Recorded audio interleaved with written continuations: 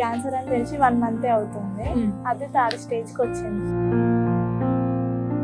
Tablets వాడుతూ ఎక్కువ అయిపోయింది. అది ఫుడ్ తినకుండా ప్రాబ్లం అయిపోయింది. బట్ ఇక్కడ పునర్జన అడిగితే చెప్పారు ఫుడ్ ఐటమ్స్ మాత్రమే తినగలుగుతున్నా, సాలిడ్ ఐటమ్స్ తినలేకపోతున్నా.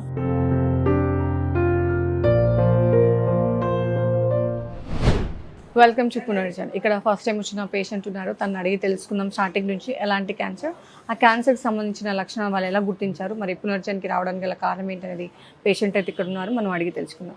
నమస్తే, మీ పేరు? తారా. ఎక్కడి నుంచి వస్తున్నారు? ఉప్పల్ నుంచా? వయసు ఎంత మీది? 21 years. ఏమైంది మీకు? క్యాన్సర్ అని చెప్పారు. ముందు క్యాన్సర్ అని ఇక్కడ ఫుడ్ ఈసోఫేగస్ తినే దాని దగ్గర ఫుడ్ పైప్ దగ్గర వచ్చింది. బట్ క్యాన్సర్ అని తెలిసి 1 month అవుతుంది. అది 3rd స్టేజ్కి వచ్చింది. అంతకుముందు టాక్సిల్స్ అయినాయి అని చెప్పేసి టాబ్లెట్స్ వాడాను. సో టాబ్లెట్స్ వాడుతూ ఎక్కువ అయిపోయింది. అది పెద్దగా ఫుడ్ తినకుండా ప్రాబ్లం అయిపోయింది. సో టాబ్లెట్ వాడితేనే ఫుడ్ తినగలుగుతున్నా, లేదంటే తినలేకపోతున్నా. ఓకే, ఎన్ని రోజులు అయింది ఇది బయటపడి? క్యాన్సర్ అని తెలిసి 1 month అవుతుంది. 1.5 month అవుతుంది. ఏమైనా ట్రీట్మెంట్ ఇచ్చారా? మరి ట్రీట్మెంట్ మామూలు టెస్టులు చేశారు. టెస్టులు మాత్రమే చేశారు? అలాంటి నార్మల్ టెస్టులు చేశారు. కీమో రేడియేషన్ చేయించుకోమన్నారు, చేయించుకోలేదు.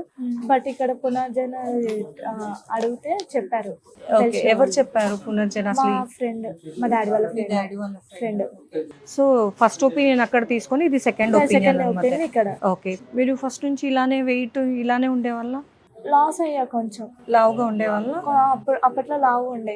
ఎప్పుడైతే ఇది స్టార్ట్ అయిందో అప్పటి నుంచి కొంచెం తగ్గాను. ఒక 5 kgs 6 kgs తగ్గాను. మీకు డౌట్ రావడానికి కారణం ఒకటి టాన్సిల్స్ అనుకోవడమేనా? వెయిట్ లాస్ లో కూడా మీకు డౌట్ వచ్చిందా? లేదు, వెయిట్ లాస్ లో ఏం లేదు. ఫుడ్ తినకపోవడం వల్ల వెయిట్ లాస్ అయిందని అర్థమైంది. కానీ ఫుడ్ వల్లనే అని చెప్పి ఆ తర్వాత తెలిసినాకనే వెళ్ళాను. ఓకే, ఇప్పుడు తినగలుగుతున్నారా లేదా? ఓన్లీ లిక్విడ్ ఐటమ్స్ మాత్రమే తినగలుగుతున్నా, సాలిడ్ ఐటమ్స్ తినలేకపోతున్నా. ఓకే, జావలాగా చేసుకొని తాగుతున్నారా? మిక్స్ పాలు, టీ, కాఫీ, లేదంటే వాటర్, జ్యూసెస్ అలాంటివే తింటున్నా. ఇంకా రైస్ అంటే కొంచెం మెత్తగా అంతే. సో ఈ రోజుల్లో క్యాన్సర్స్ అనేది మనం చెప్పలేము ఎలా వస్తున్నాయి అనేది. సో లైఫ్ స్టైల్లో మాత్రం చాలా క్లీన్ అండ్ క్లియర్గా ఉండాలి. ఫుడ్లో కానీ ఏదైనా పర్సనల్ హైజీన్ కానీ ఏదైనా కానీ.